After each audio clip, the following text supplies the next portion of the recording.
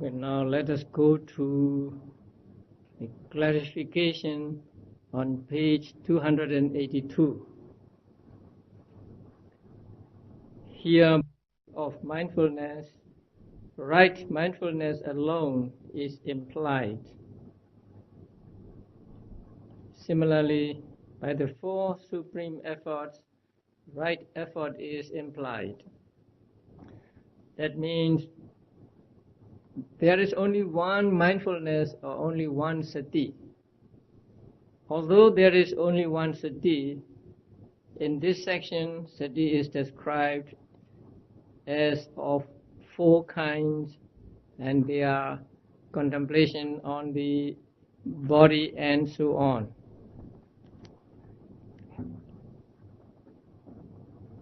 Although mindfulness is only one, because there are four kinds of objects, mindfulness is divided into four kinds.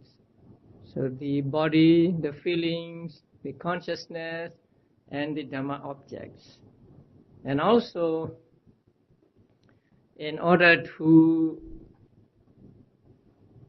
get rid of wrong notions, four kinds of wrong notions, the objects are divided into four. It is said that people tend to take body to be beautiful. People think that body is beautiful, and they try to make their body beautiful as much as they can. But the Buddha said, body is not beautiful.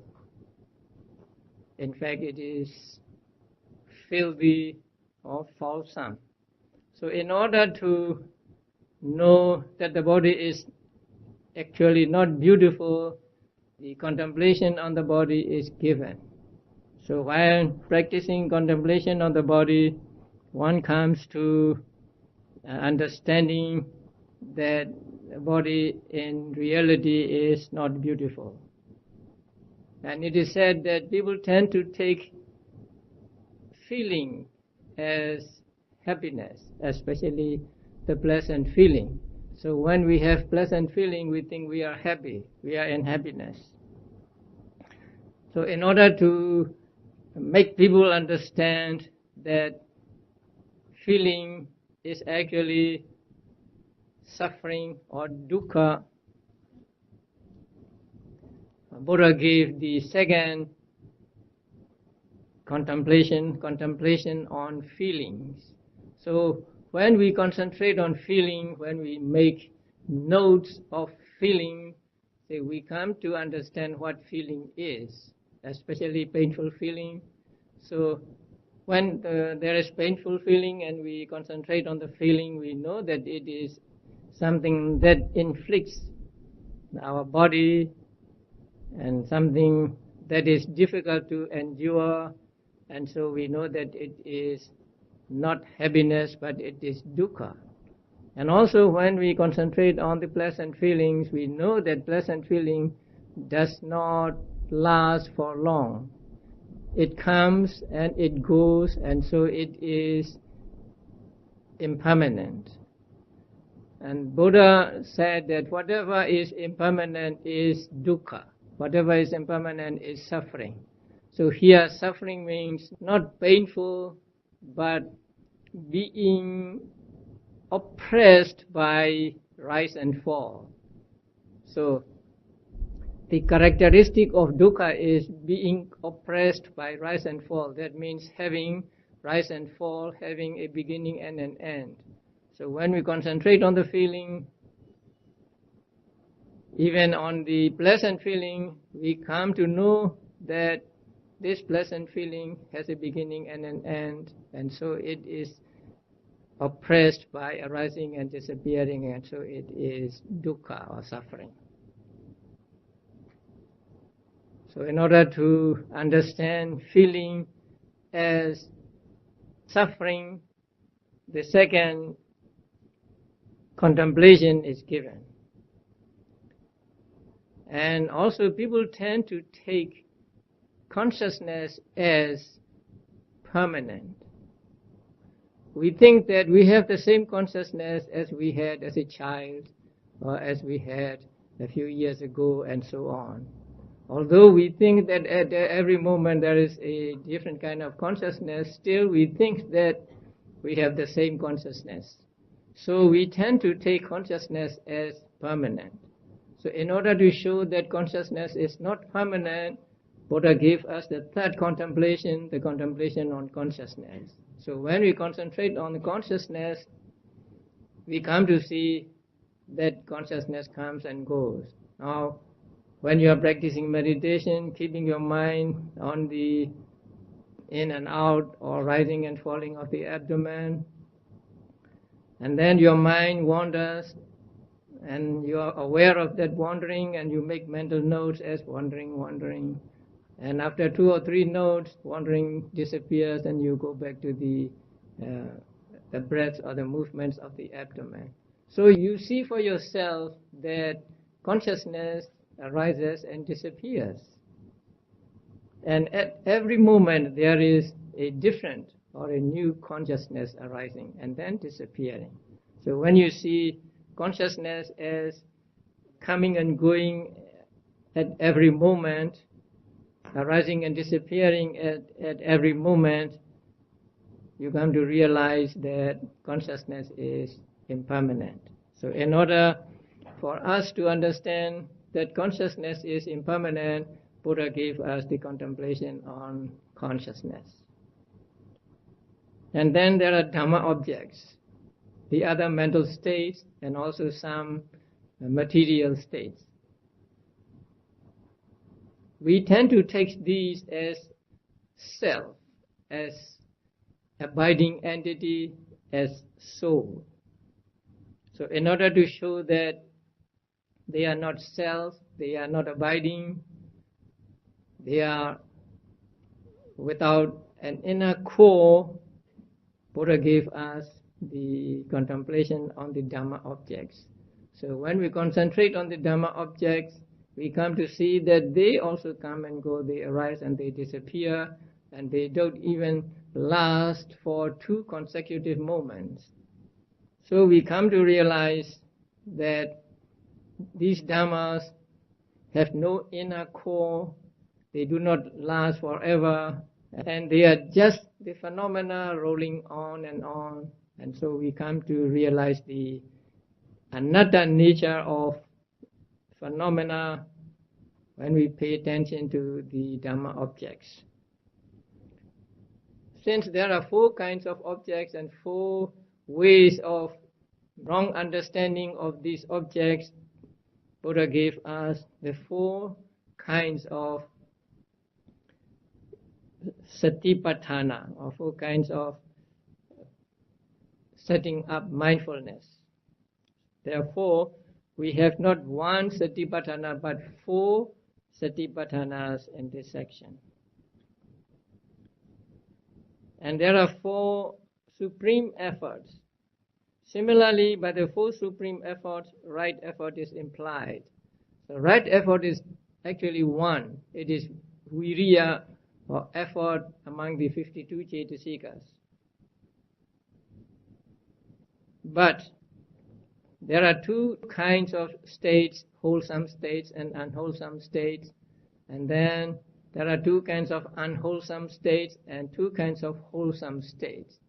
So with regard to these states, we have to do something, we have to make effort to abandon what wholesome states that have arisen in us, and we make effort to prevent new unwholesome states from arising. And we have to make effort to make wholesome states that have not arisen in us arise in us, and we have to make effort to make wholesome states that have arisen in us grow.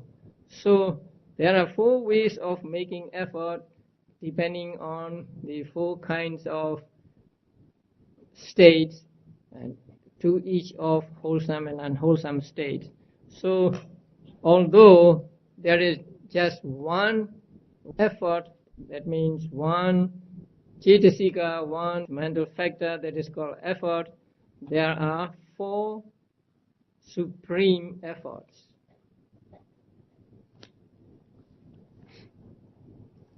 And then by way of states, there are only 14 states treated in this section. And these 14 we studied yesterday. On the chart on Bodhipakkhiya-Saṅgaha, you find these 14 states. And these 14 states are arranged in the chart following the order of times they are mentioned, like 9, 8, 5, 4, and so on. But in the manual, another sequence is given, and that is here. The first is desire or will to do, chando, and then consciousness, then equanimity, faith, tranquility, zest, right view, intention, effort, the 3 abstinences, right mindfulness, and concentration. So these are 14 that are treated in this section. So when we add up all these, we get 37 states that are on the side of enlightenment.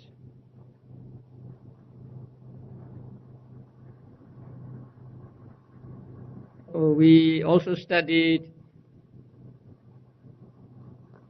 using the chart, how many names a certain mental state has in this chapter. So Virya has 9 names, Sati 8 names, and so on.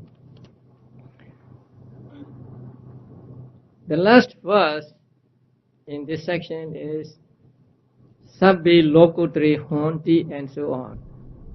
And the translation is, all these occur in the supramundane. That means they arise with supramundane consciousness. Now, how many types of supramundane consciousness are there? Lokutra consciousness. There are 8. All these 37 factors occur in the supramundane. So they all arise with supramundane consciousness. Sotapatti Magga consciousness, Sotapatti Phala consciousness, and so on. Except at times, intention, vitaka, and zest, piti. Although we say generally that all these 37 factors of enlightenment arise with supramundane consciousness, but there is an exception. Now, intention here is vitaka or Sabba-Saṅgaha. Now, the supramundane consciousness, 8 types of supramundane consciousness are multiplied into 40 by way of jhanas. So when we take supramundane consciousness as 40, there are first jhana, supramundane consciousness, second jhana, supramundane consciousness, and so on. With the second jhana, supramundane consciousness, there can be no vitaka. Now you all know that vitaka arises with first jhana consciousness. With second jhana and third, fourth, fifth jhana consciousness, vitaka does not arise. So although generally we say all these 37 factors arise with supramundane consciousness, we must understand this exception. So for vitaka, it does not arise with the second jhana, supramundane consciousness, and so on. And then the other is piti or zest. piti is not found in supramundane cetas occurring at the level of 4th and 5th jhanas. Now there are 5 jhanas, and with first jhana there is piti. With second jhana there is piti. With third jhana there is piti.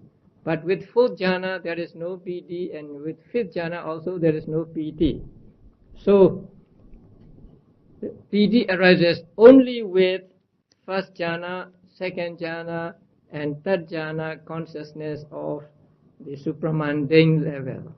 So this exception we must make note of.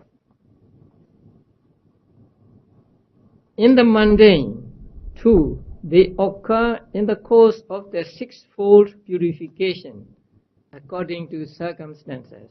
Now in the 9th chapter, we will find the stages of purification. Now there are 7 stages of purification, but here 6 are mentioned.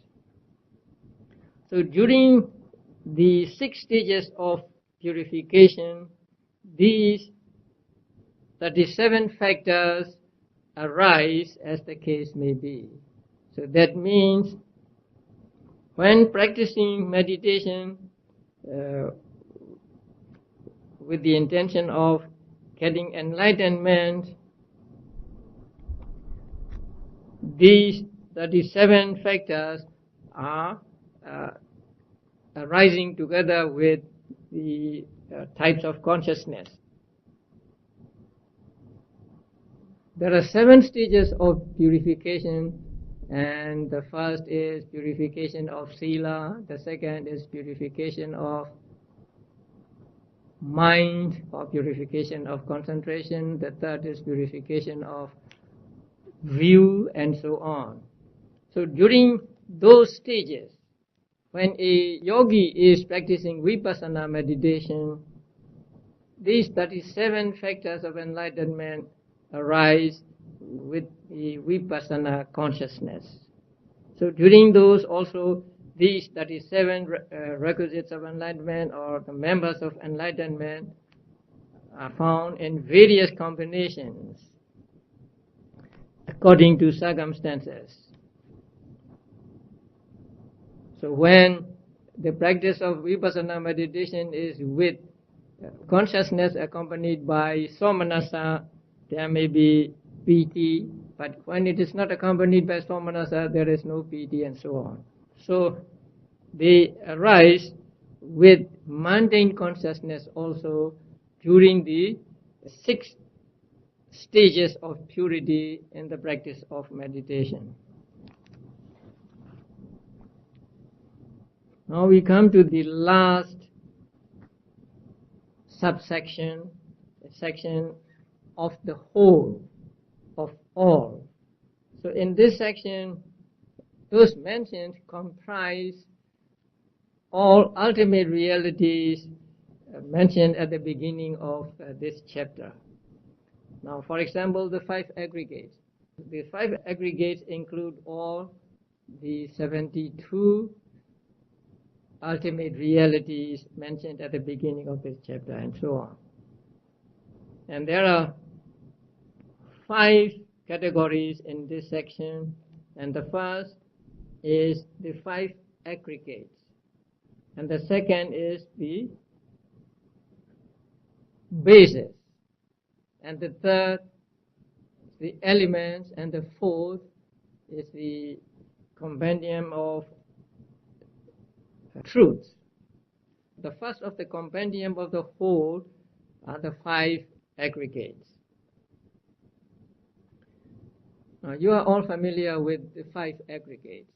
So they are Rupa aggregate, Vedana aggregate, Sanya aggregate, Sankhara aggregate, and Vijnana aggregate. Now Rupa aggregate means matter or material properties. Feeling aggregate means feeling, perception means perception, and mental formations means the cetasikas or mental factors other than the feeling and perception. There are altogether 50 of them. And then the last one is aggregate of consciousness. Now here we must understand the meaning of the word aggregate. Among these aggregates, now number 2 and number 3, feeling aggregate and perception aggregate. Now feeling is only one. It is Vedana, Cetasika, so it is only one. But this one feeling is called an aggregate of feeling, or a group of feeling, a mass of feeling. Now why is this one mental state called an aggregate? Although it is one, it is called an aggregate. And that is because it can be of the past, of the future, of present. Or it can be internal or external. Or it can be gross or subtle. Or it can be inferior or superior. Or it can be far or near. So, taking all these together and putting all this into a group, even Vedana, which is only one Cetasika, is called an aggregate. So, aggregate does not mean the group of material properties, group of feeling, group of perception, and so on, but even one material property is also called an aggregate. One feeling is called an aggregate. One perception is called an aggregate. Because they can be divided into past, present, future, internal, external, gross, subtle, inferior, superior, and far and near.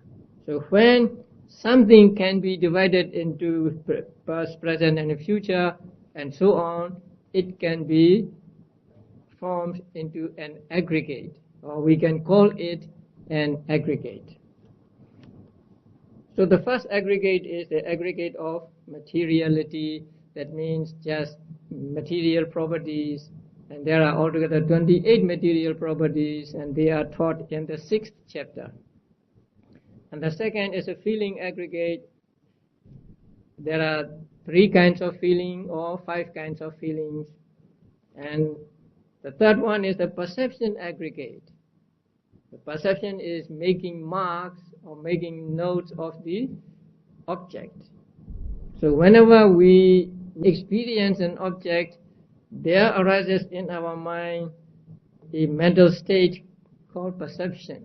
So that mental state makes the mark of that object, so that when we experience it later, we remember it. So for remembrance, when experienced later, this mental state makes a mark of the object. And that mental state is called perception here. In Pali it is called sanya. So we should always use the word sanya with the word perception, because perception may mean other things as well. So perception here is a mental state that makes the mark of an object. It is compared to carpenters making marks on the timber. So they make marks on the timber, and later on they know that this bud is to go to this place and that bud is to go to another place, or this bud is to be cut off and this bud is to be taken, and so on.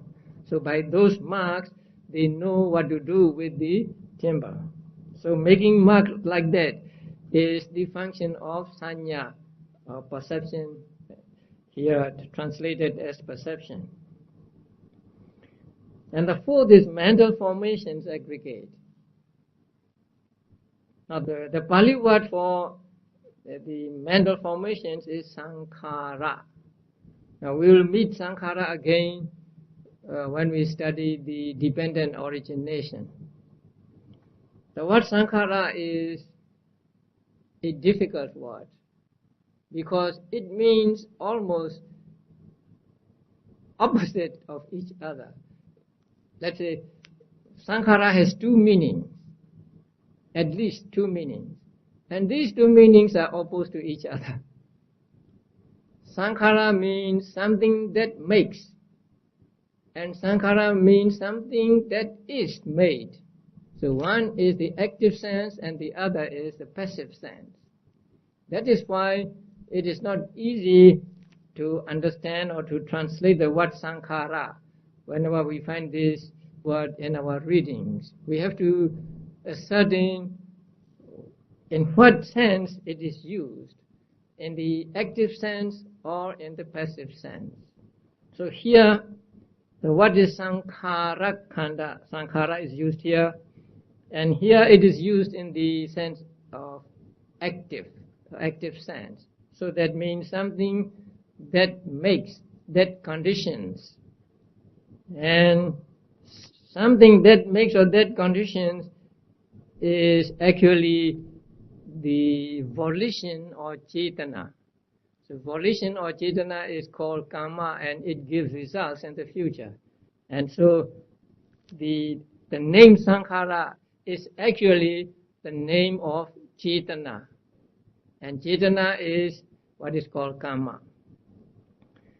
But those other mental states that go along with cetana are also called Saṅkhara. And they do some kind of making or forming. So in English it is translated as formations or mental formations. So formations here means those that are formed, those that form or those that make.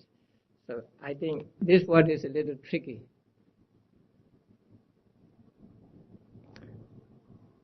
Some people translate it as volitional activity.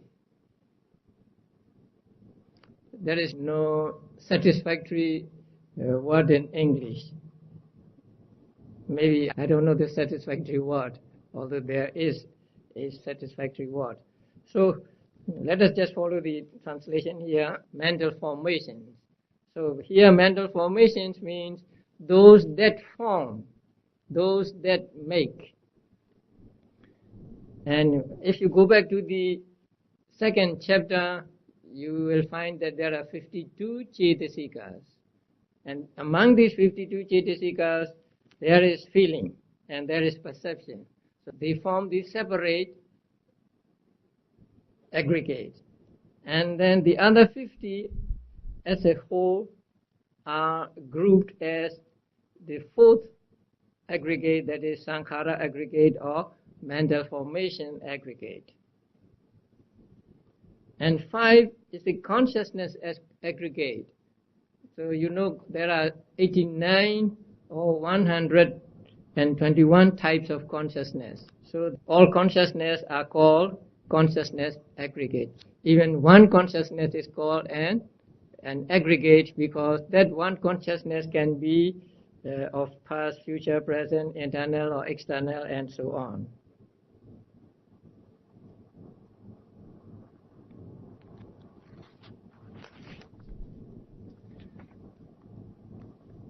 Now, why are feeling and perception taken as separate aggregate? They are only one and they are taken as separate aggregate.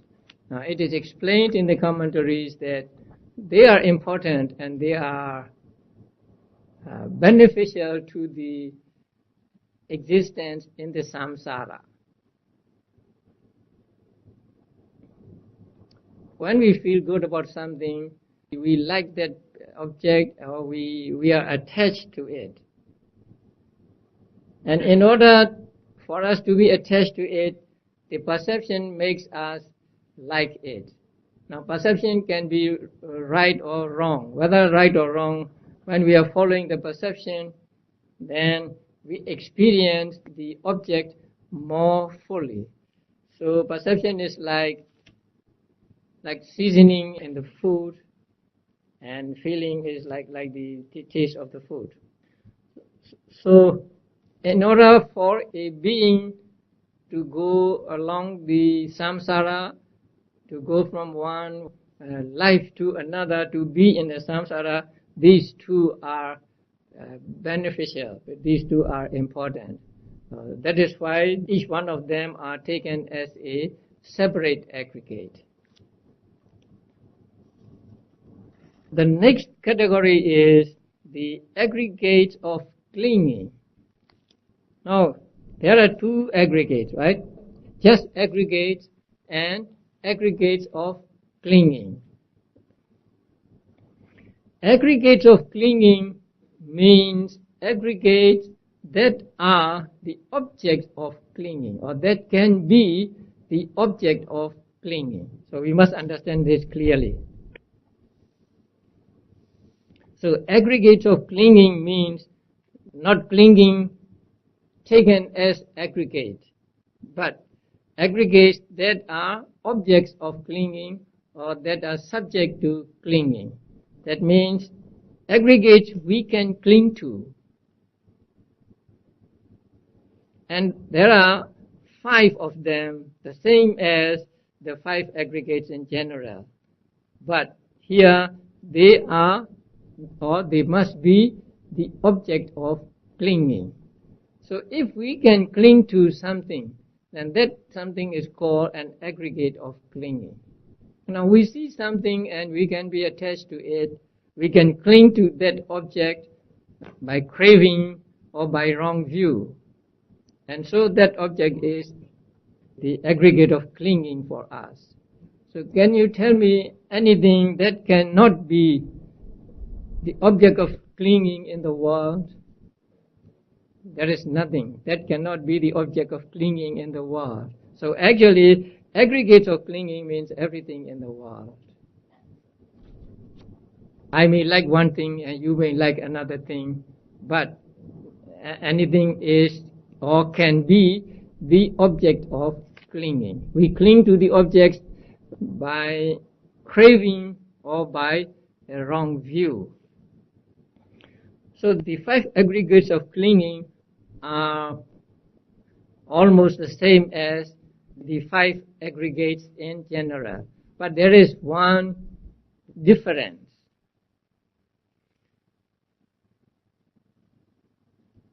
Now, we can cling to different types of consciousness. We can cling to this consciousness. We can cling to that consciousness. But we cannot cling to the consciousness that belongs to the supramundane level. We cannot cling to the Magga consciousness. We cannot cling to the Phala consciousness and so on. So, aggregates of clinging does not include supramundane states.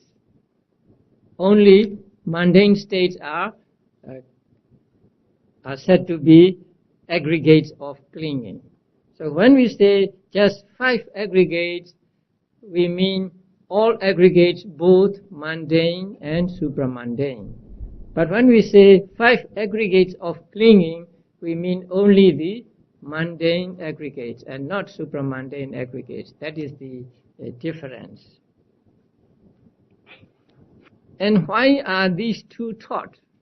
One aggregate and the other aggregates of clinging. So for general understanding, 5 aggregates, the teaching of 5 aggregates is given. But for the purpose of practicing vipassana, the 5 aggregates of clinging are taught. So we must understand that when we practice vipassana meditation, we take 5 aggregates of clinging as object and not just aggregates in general. Because the vipassana is actually to avoid clinging to objects. Those objects that we can cling to can be taken as object of vipassana meditation. And we practice vipassana meditation or satipatthana meditation on it, and we are able to prevent clinging from arising. So, we must understand that when we practice vipassana meditation, we take 5 aggregates of clinging as object. That means not 5 aggregates of clinging at one time or at one and the same moment, but we take any one of these 5 aggregates of clinging as object. For the purpose of practicing vipassana, the 5 aggregates of clinging are taught. And you understand that clinging means craving or attachment and wrong view. So we can cling to an object with craving, or we can cling to an object with wrong view. We can be attached to a thing, and we can take that thing as permanent, we can take that thing as a soul, as an abiding entity, and so on. And so such objects that we can cling to by way of attachment or wrong view is called aggregate of clinging. So aggregate of clinging and aggregates are almost the same. The only difference is aggregates in general include both mundane and supramundane, and aggregates of clinging includes only mundane aggregates. The next section is the 12 sense bases. And they are, as in the book, eye base, ear base, the nose base, tongue base, the body base. And then the mind base, the visible form base, the sound base, the smell base, the taste base, the tangible base. And the last, the mental object base. So there are 12 bases. These 12 bases include all the ultimate realities mentioned at the beginning of this chapter. So they are included, they are mentioned here in this last section. So the eye base, ear base, and so on. Please look at the handout sheet, Sabba-Saṅgaha.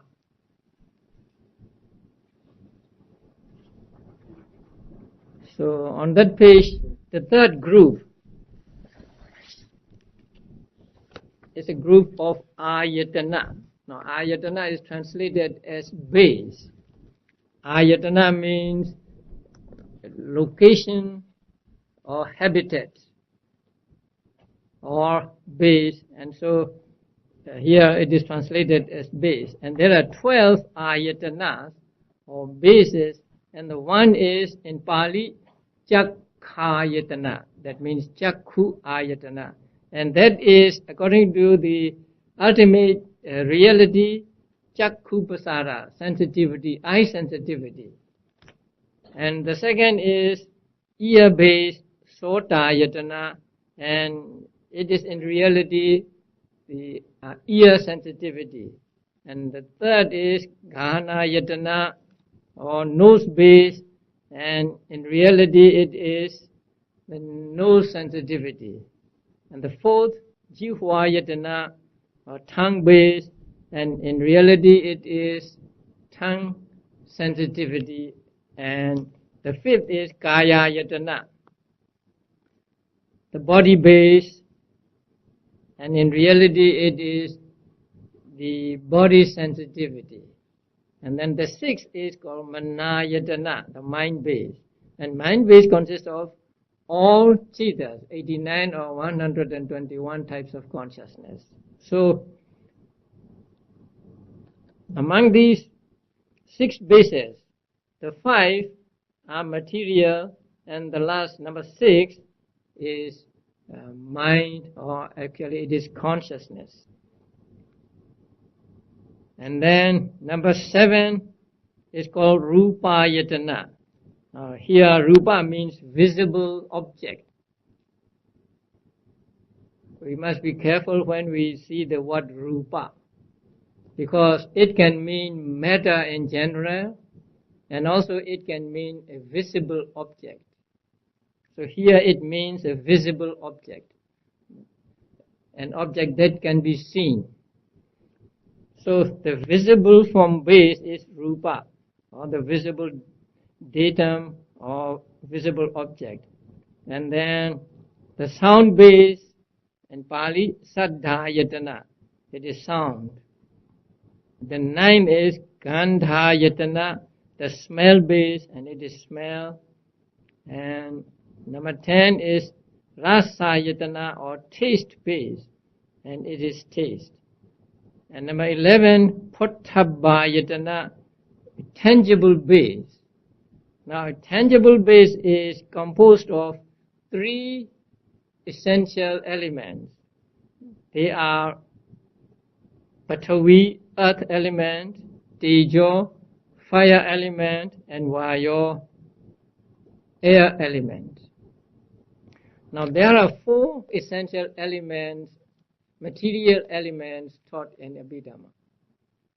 And they are element of earth, element of water, element of fire, and element of air. And Abhidhamma teaches that element of water cannot be touched. And element of water means not necessarily the water, but the cohesiveness in the water, or moisture, or something like that in water. That is what we call water element. And so that water element, according to Abhidhamma, cannot be touched. So when we take the pottabhayatana to be tangible base or tangible object, we take just 3 of them. So we leave out the water element. So the element of earth, element of fire, and element of air, combination of these 3 are what we call tangible object. So there is no separate tangible object other than the combination of these 3 essential elements. And then number 12, Dhammayatana. It is translated as mental object base. I would say Dhamma object base, Dhammayatana, or just Dhamma base. Dhamma base means Cetasikas. Sukhumarupas means subtle matter. There are 16 particles of subtle matter taught in the 6th chapter. And then Nibbana, altogether 69. So these 69 are here called Dhammayatana, Dhamma base. So 1 to 6 are called internal, and 7 to 12 are called external. Actually, 1 to 6 are senses, but 7 to 12 are not senses. They are the objects of the senses. So we would rather call them just bases rather than sense base, or maybe bases for senses as well as senses as bases. Now here, the Dhammayatana is important. In the 3rd chapter, objects are divided into 6 kinds. Visible object, audible object, and so on. And the last one is Dhamma object. Now, Dhamma object and Dhammayatana are not identical. That is why it is difficult to understand correctly whenever we find these words. So here we have the word Dhammayatana, Dhamma base. And there in the 3rd chapter, page 135, we have Dhamma Ramana, Dhamma object. So Dhamma object and Dhammayatana here, Dhamma base, are not identical. So please turn to page 135. There it is explained that Dhamma object is sixfold: sensitive matter, subtle matter, consciousness, mental factors, nibbana, and concepts. These 6 kinds of objects are called Dhamma objects in the 3rd chapter. But not all of them are called Dhammayatana or Dhamma base here. Here only the mental factors, subtle matter, and nibbana are called Dhamma base. So please be careful about these 2 words, Dhamma Ramana and Dhamma Yatana, Dhamma object and Dhamma base. Again, Dhamma object consists of sensitive matter, subtle matter, consciousness, mental factors, nibbana, and concepts. But Dhamma Yatana consists of only mental factors, subtle matter, and nibbana.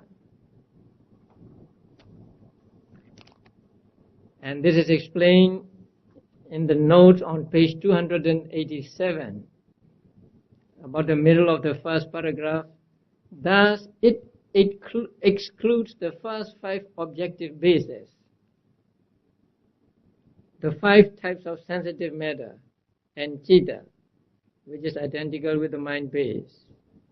It also excludes concepts, since the notion of base extends only to ultimate realities, that is, things existing by way of intrinsic nature.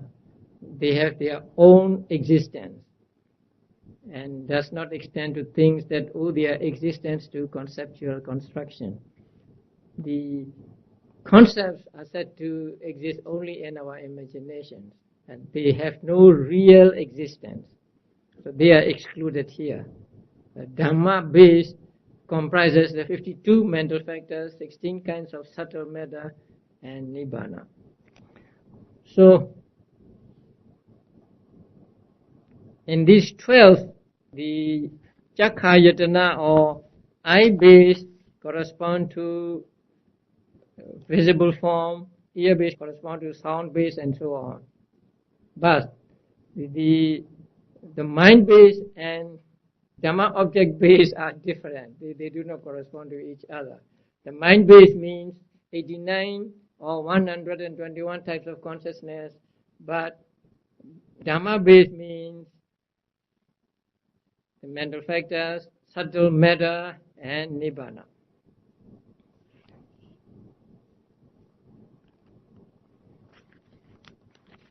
So these are the 12 bases or 12 ayatanas.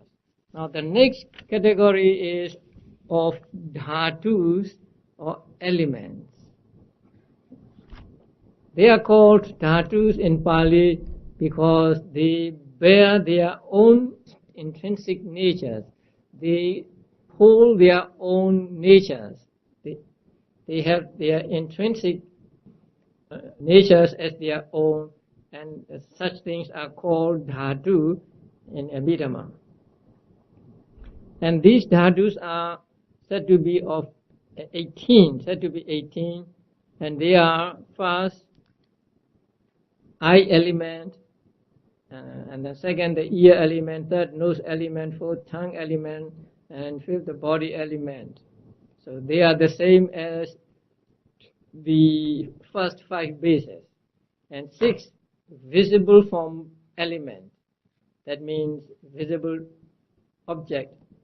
7 sound element, 8 the smell element, 9 the taste element, and 10 the tangible element. They correspond to the 5 in the bases. And then 11 is the eye consciousness element, 12 ear consciousness element, 13 nose consciousness element, 14 tongue consciousness element, 15 body consciousness element. 16, the mind element. 17, mental object element or Dhamma element. And 18, the mind consciousness element. Now, if you look at these 18, you will see the first 5 are the senses. And then from number 6 to 10 are the corresponding objects of those. And then number 11 to 18 are the different types of consciousness. So the number 11 is eye consciousness, number 12 is ear consciousness, and so on. And then you go to the mind element, mental Dhamma object element, and mind consciousness element. So they will be explained later.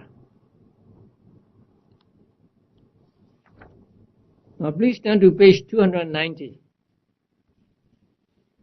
Clarification. Here in 69 states comprising 52 mental factors, 16 kinds of subtle matter and Nibbana are regarded as the Dhamma object base and the Dhamma base and Dhamma element. So among the 12 bases, the last one is Dhamma Yatana, Dhamma base. Among the 18 elements, the last one is Dhamma Dhatu, Dhamma element. So Dhamma base and Dhamma element are the same. They are identical. And they represent 52 mental factors, 16 kinds of subtle matter, and Nibbana. The mind base itself is divided into the 7 elements of consciousness. Now, the mind base among the bases is divided into 7 among the elements. So that is why we have 18 elements while there are only 12 bases. So 12 bases become 18 elements because one of the bases, the mind base, is divided into 7 here. And these 7 are eye consciousness element, ear consciousness element, nose, tongue, body consciousness element, and mind element, and Dhamma object element, and mind consciousness element. Now mind element. What is mind element? You remember mind element? Where do you find it? In the 3rd chapter. On page 145. Last part 1 paragraph. But the mind element, namely the 5-door adverting consciousness and the 2 types of receiving consciousness. So mind element means 5 sense door adverting consciousness, that is 1, and 2 types of receiving consciousness. So altogether 3 types of consciousness. 5-door adverting consciousness and 2 receiving consciousnesses. These 3 are called mind element. So here number 16, mind element means these 3 types of consciousness. And then number 17, Dhamma Dhatu, is explained by the author himself as comprising of 52 mental factors, 16 kinds of subtle matter, and Nibbana. And the rest types of consciousness are all called the mind consciousness element. So these are the terms we have to be familiar with. if we are not familiar with these terms, when we get into the Abhidhamma Pitaka itself, we will be lost. Because these terms are used there instead of the familiar receiving consciousness, investigating consciousness, and so on. You do not find receiving consciousness in the Dhammasangani. You do not find investigating consciousness in the Dhammasangani. But they will be described as mind element, mind consciousness element, and so on. So it is important that we are familiar with these terms.